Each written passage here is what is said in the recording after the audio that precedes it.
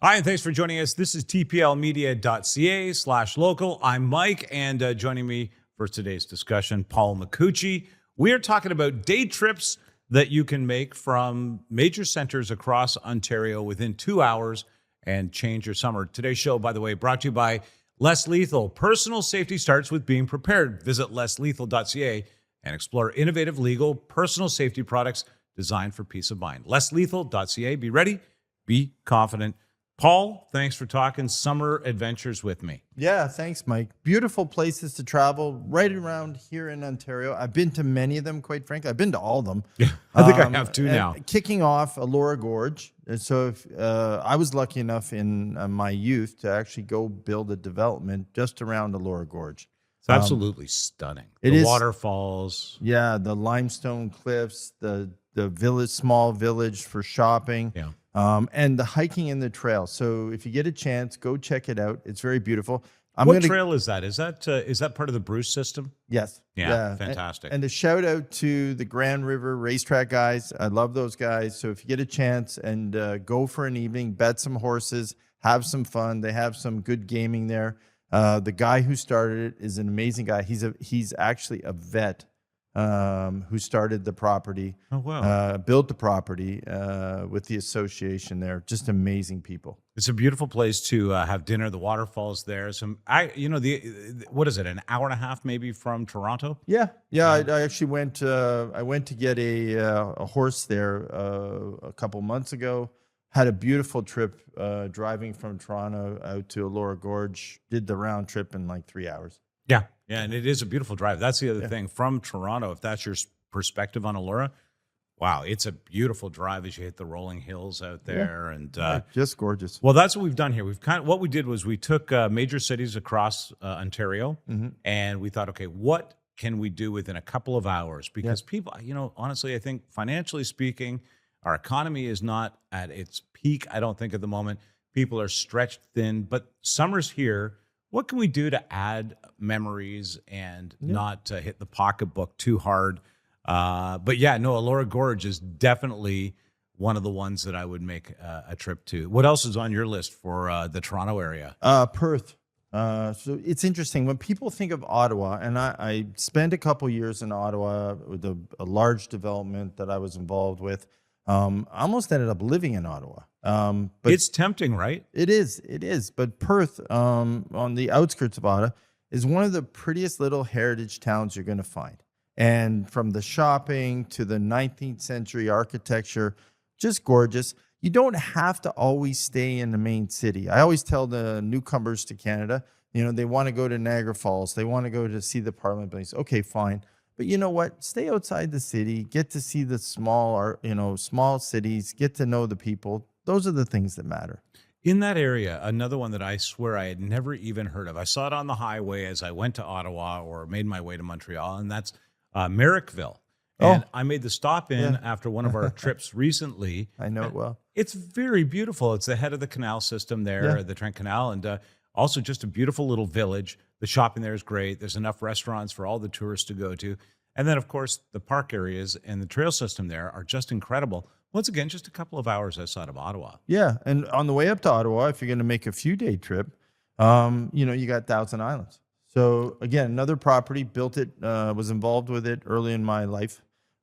Gorgeous, breathtaking views. You get to cruise. If you like to kayak, it's wonderful for kayaking for those of you who are like kayaking. Just actually, also, I got to do a shout out.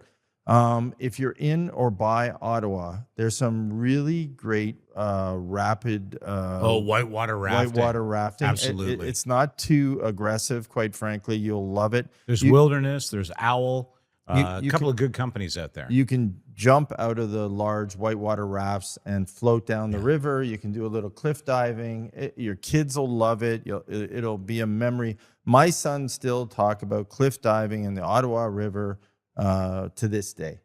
I don't know if you remember on the rapids, there's this one whirlpool there they call the Greyhound Bus Eater. Yeah. And they're steering around it. It's quite an adventure, and you're getting splashed. Yeah. No, that's a really good call out. It's been a lot of years since, and also, just the Thousand Islands. It's been since I was a kid, since I really took the time to visit. but it's become so popular now. Oh yeah. Yeah. And scenic, quite frankly, as you're touring down the Thousand Islands, you get to see the different islands, the different homes, and you think to yourself the whole time when you're there, how do people live here?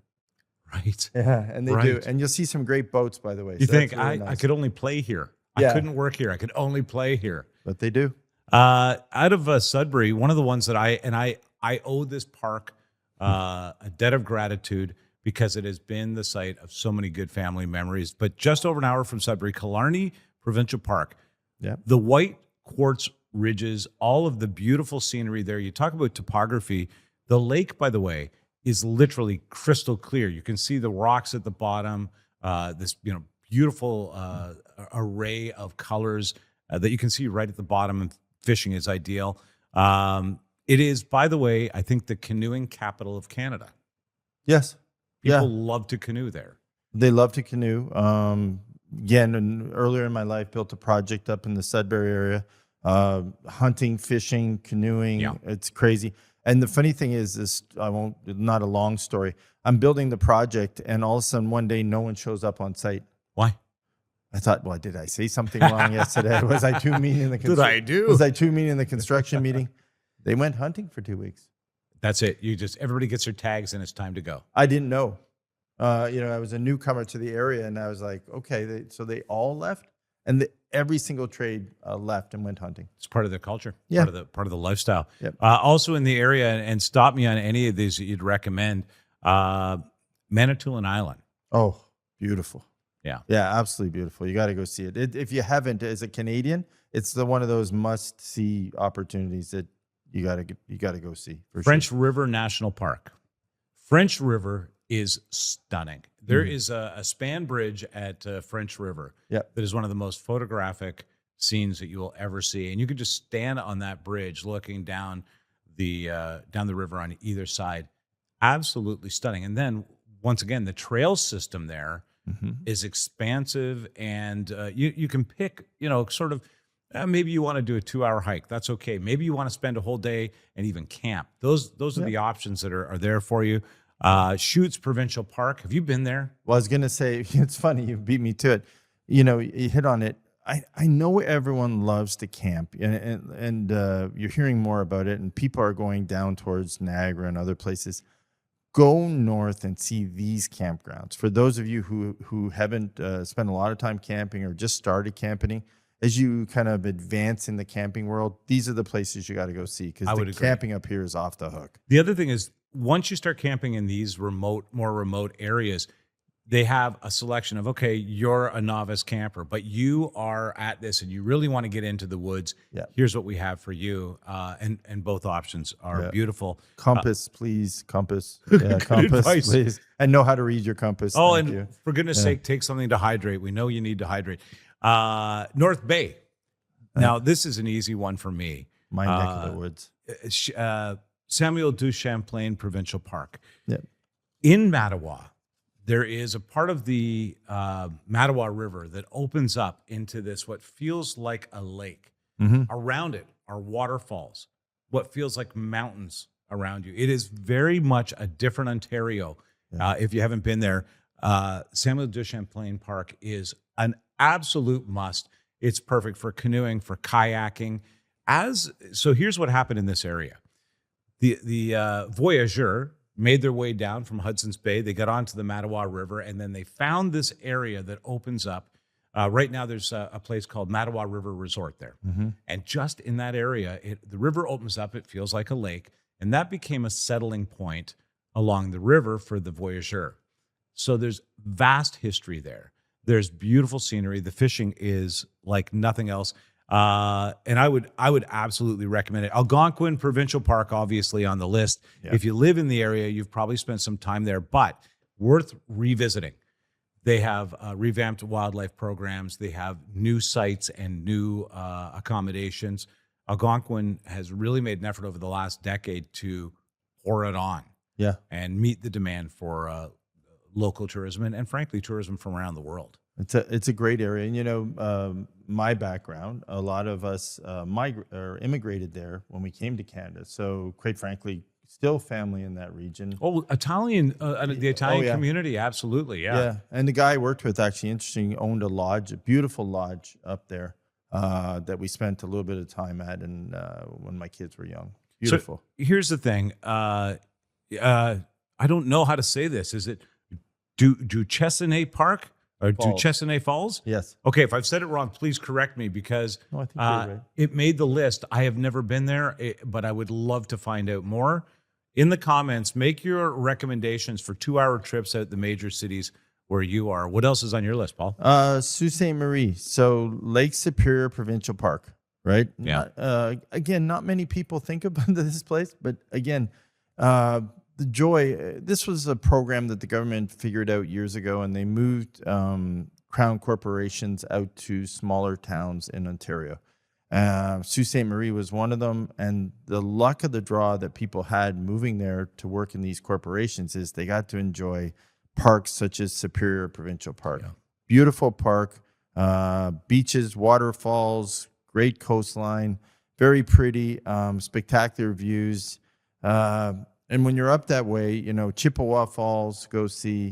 Chippewa Falls is a must see. Yeah, By the way, Batchewana Superior Bay, has- Joseph Island, St. Joseph Island. They're all great places to visit in that region. And I hear like some of the best sunsets on earth, like It's gorgeous. It's gorgeous. world renowned. Yeah. Well, that's the joy. You know, it was an interesting program. Their corporations were relocated in Ontario to create, you know, towns and cities and developments. This is the benefit of that, right? You get to go enjoy these parks, and you're getting to your cottage or your place of relaxation in 20 minutes to a half hour. Rather than the 5 hours that sometimes it takes to get from Toronto just to Muskoka. Yeah, for sure. And Thunder Bay. Yeah. So, you know, quite frankly, become a bigger city than when I was there originally. Now, I was there to build a property years ago. Very nice, friendly people, interesting times. Basically the Sleeping Giant Provincial Park.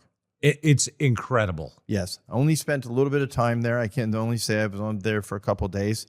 The cliffs overlooking Lake Superior and the hiking trails, very nice. In fact, I've got a couple of photos, and I'll leave them with our producer Nick of that cliff line up there. It's stunning. Yeah. We recently did a trip. By the way, we might be coming to a town near you sometime. We did Sault Ste. Marie and Thunder Bay, and the drive between the two. Oh, yeah. It's spectacular. There's maybe no more beautiful place on earth than that. Just that drive alone. Yeah, yeah. And so what I used to do is I used to do hotel camp with the kids.